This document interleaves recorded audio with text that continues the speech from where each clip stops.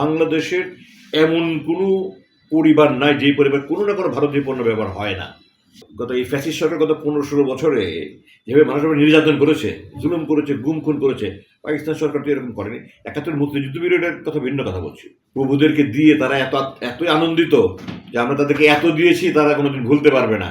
পাকিস্তানও তো আমাদের প্রতি অনেক নির্মমতা করেছে, বিচার করেছে, অবশ্যই করেছে।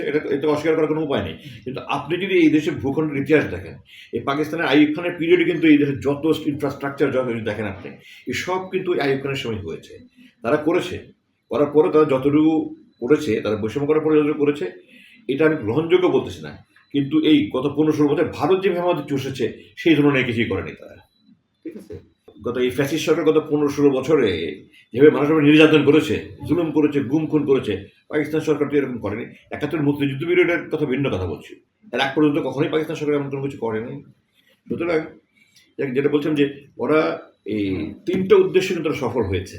তারা পাকিস্তানকে ভেঙেছে, তারা আমাদের এখানে অর্থনৈতিক বাজারে পরিণত করেছে। আপনার বাজারে গেলে 99% শাড়ি আপনার ভারতীয় শাড়ি, ভারতের পণ্যের সয়লাভ আমাদের বাজারে। কিন্তু আপনার ভারতে কিন্তু আমাদের পণ্য দেখবেন নাই বলতে গেলে। বাংলাদেশের এমন কোনো পরিবার নাই যেই পরিবার কোনো না কোনো ভারতীয় পণ্য ব্যবহার হয় না।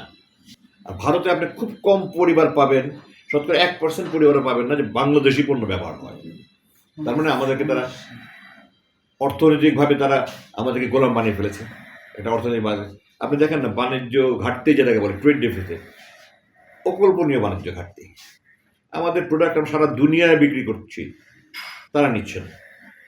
আর একটা গোলাম সরকার যারা একেবারে প্রভুদেরকে দিয়ে তারা এতই আনন্দিত যে আমরা তাদেরকে এত দিয়েছি তারা কোনোদিন ভুলতে পারবে না, এই কথা বলেছে পলাতক প্রধানমন্ত্রী।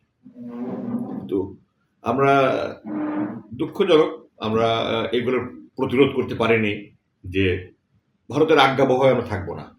যেটা আমার জেনারেশন বুঝেনি, আপনার জেনারেশন বুঝেনি, জেন জি এটা বুঝেছে, এবং তাদের আন্দোলনের ফসলই হলো এই ফ্যাসিবাদের পতন।